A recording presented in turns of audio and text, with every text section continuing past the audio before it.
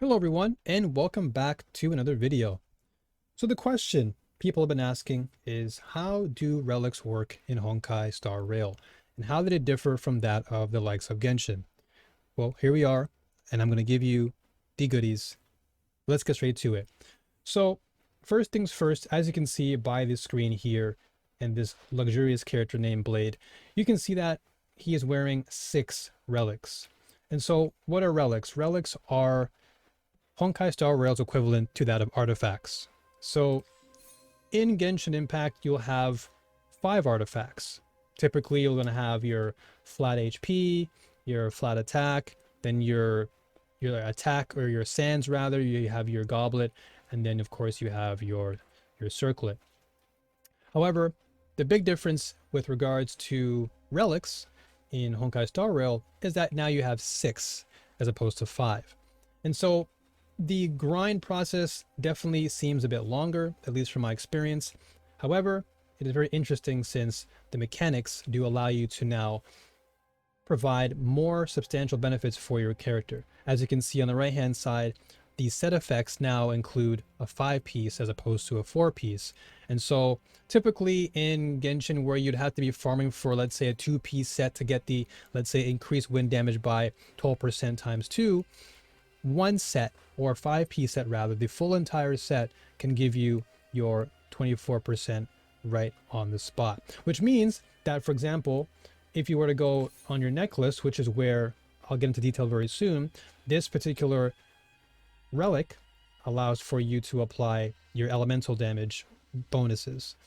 So all that being said, let us just jump straight into things first. So as we see here, we have the head, we have the hands, we have the body. Now, what's new is that the body represents flat defense. So this is the additional slot that you'd use for defense now, as opposed to in Genshin, where this was no longer the case. So this never really existed. So you have flat HP, flat attack, and flat defense. And so you're typically going to have your substats where you're going to have your flat attack, flat defense, defense percent, attack percent, so on and so forth. But there are other elements, there are other substats now that also play a role in the game, which we'll get into very soon. So next we have the hands, which is your flat attack. We have the body, as I mentioned before, for flat defense. And then here we are at where you would typically see like the sands of the game. This is where you have the feet. Now, feet is very unique in that feet not only gives you your HP, it also gives you your attack percent. It gives you what's known as speed. So what is speed? So speed in the game of Honkai Star Rail is the term used to apply additional, of course, speed to your characters, thus allowing them to move quicker in battle. Because in the game of Honkai Star Rail, where everything is turn-based, you want to ensure that you are moving quicker than the enemy, so that therefore you can apply the right amount of buffs or just make the right power plays to make your life that much easier. So what you'll typically see on a main stat, for example, you'll have your attack, but there will be times where you will see speed as not only a substat, but also a main stat as well. Now, in this particular section, oh, there you go, I found one. So there you go, good example here. You have speed, and the more speed you have, depending on your character, this will be of great merit. So of course, with Honkai Star Rail still being in closed beta, there are only a couple characters that will really take advantage of this particular ability, or stat rather. And so the feat is where you would find speed. And of course, you'll still find speed in other substats as well. As I mentioned before, you can find it, of course, in your body. But most of the time, you'll find your speed on your feet. And so you'll see just below in the substats, you'll see that it has effect hit rate. And you're probably thinking, okay, so this is a new substat that's available in the game. So you have effect hit rate and you have effect resistance. And so effect hit rate basically states, and you see right here, effect resistance. So effect hit rate pertains to characters that are all about debuffing, because as you debuff an enemy, debuffing essentially means that you are applying an effect to which that enemy has to now deal with. And effect hit rate is the rate at which that effect hits the enemy. And so the effect resistance as you'll see here, is essentially how much of the effect you can resist, if that makes any sense. Now, what's important to also illustrate here is that the effect hit rate, just because the effect hit rate is higher, does not necessarily mean you're going to have a 100% hit rate on the enemy, because this is also weighted by the fact that enemies also have their own effect resistance. So while you might have, let's say, 100% of your effect hit rate applied, you have to also bear in mind that the enemy may also have a very high resistance to something. And so therefore you have to kind of play the mathematical game to see whether or not your effect resistance can be applied, or rather your hit rate can be applied at a faster rate. So all that being said, it really comes down to, mathematics, calculating how much resistance each enemy has, which I will get to later on in other videos. But for the time being, hopefully that gives you a better idea as to what effect hit rate is versus effect resistance, as those two are your brand new substats that you'll find in Honkai Star Rail. So just to reiterate, once again, effect hit rate is the rate at which your effect hits, rather your debuffs hit an enemy. Then next we have the neck. So the neck list is where you'll find your typical wind damage boost. You'll have defense, of course, percent, your again elemental boost damage, attack percent, HP percent. Basically what you'll typically find in in Genshin, you have like a Nemo damage bonus, cryo damage bonus, things of that sort you'll find with regards to your necklace. And then you also have energy restoration rate. And so much like the term suggests, it has a lot to do with your energy recharge, as you would call it in Genshin. But of course, it's a longer term, but it essentially means the same thing. It just means how much energy you can restore, the rate at which you can restore your energy. So the more energy restoration rate you have, of course, the quicker you'll be able to restore energy for your character to then take advantage of. And then next, we have the article, which is what most would think as the circlet in Genshin. So your article consists of HP percent, crit damage, crit rate.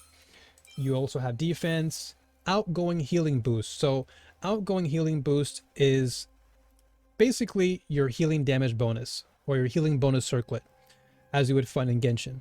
I'm using Genshin as a reference just because it's just easier for me as I play the game, and I think most of the audience watching are typically Genshiners, and perhaps even Honkai Impact 3rd, but for the most part, healing bonus circlets are the equivalent of what outgoing healing boost is in the game of Honkai Star Rail.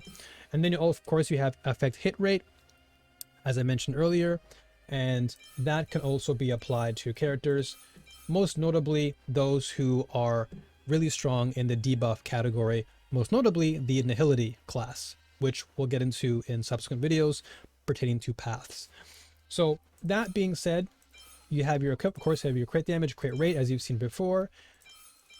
And so everything is pretty much straightforward in terms of how you would utilize your effects. You would utilize your set.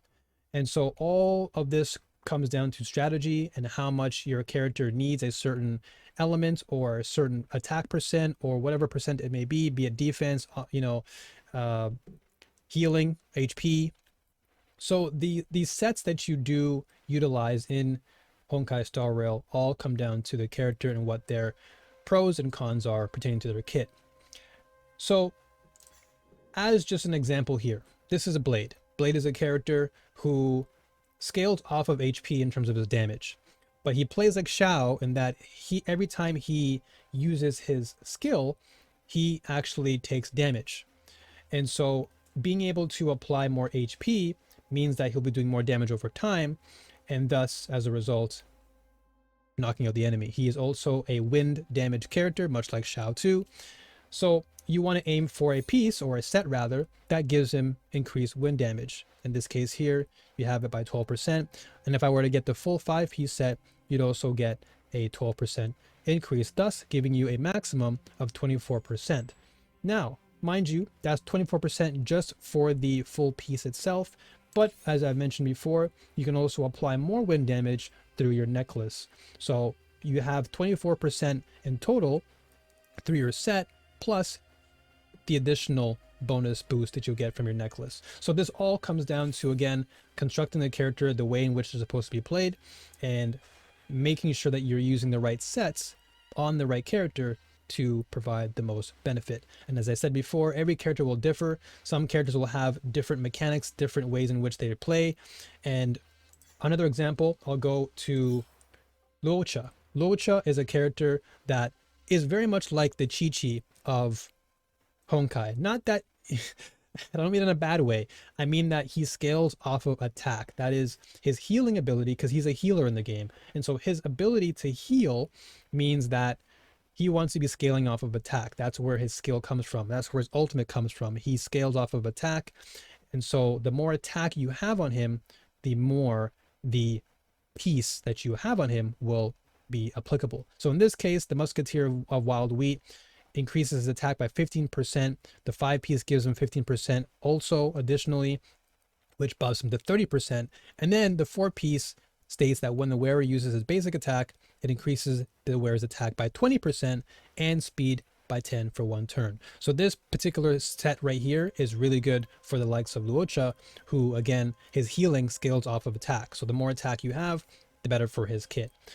So hopefully this has given you somewhat of a gist of what relics have to offer in Honkai Star Rail. Again, all of this is subject to change, as it is just the closed beta, but I wanted to give you a lowdown as to what relics are and how they work and how you can take advantage of them when the full game releases. All that being said, thank you so much for tuning in. I do have my Patreon available, so for those of you who enjoy the content and want to support the community even further, please be sure to click the link in the pinned comment section, and you can be a patron for as low as $1, and I'll give you a shout out. And of course, if you're enjoying the content on the channel, please feel free to like, comment, and subscribe, and leave your questions down below about Honkai Star Rail, and I'll be more than happy to answer your feedback and your inquiries. Thank you so much for tuning in, and I'll see you next time. Peace.